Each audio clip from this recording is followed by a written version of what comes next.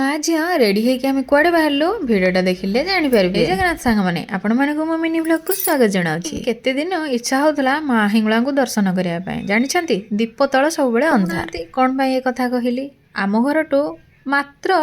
3 kilometre हम हिंगुला मंदिर माने माँ हिंगुलांकर पीठम गोपाल प्रसाद जो समय बाहर से दिन जाकि दर्शन कर पारुना। थर घर को जो जाइली 6-7 दिन रही हबी कहले तू जा घर को आमे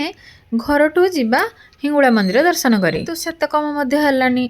घर भी मु जापारे आज सकाळु गाधुआ पाधु सारी सारा पर मत कहीं इच्छा है आज ही जीवी माँ को दर्शन करी सकाळु तो जापारे आमे बाहरी 2टा बेलू जाकि माँ बापा को टिके देखा करके पहुंची जाइलु माँ को मंदिर में माँ दे ठीक संध्या समय 6टा बेलू सब जो फांका जगह देखुना ना आउ गोटे मास पर ए सब पूरा जनगहली हो जाइथिबो लक्ष लक्ष लोक भक्त आसिकी माँ को हिंगुला यात्रा दिन दर्शन करुथि माने यात्रा केबे जानिछंती कि नाही एथर पडुची मार्च 31 तारिख दिन हमर हिंगुला यात्रा परे जेहेतु एते दिन पर हिंगुला मंदिर जाइतिले मते बहुत खुशी लागुतला माँ को पाई टिके भोग दुकान रु भोग किनिकी आमे बाहरी पड़िथिलु माँ को दर्शन करे एबे तो केते वर्ष हेलानी 3-4 वर्ष कि 5 वर्ष हम माँ मंदिर काम चली भाग्य थिले माँ को दर्शन मिली थाए तेणु आपण मैंने भी नियंतु दर्शन करनियंतु ये होचंती माँ हिंगुला थिलु संध्या आलती पूर्वर शेष भक्त माने या परे जेहेतु संध्या आलती हम आमे थिलु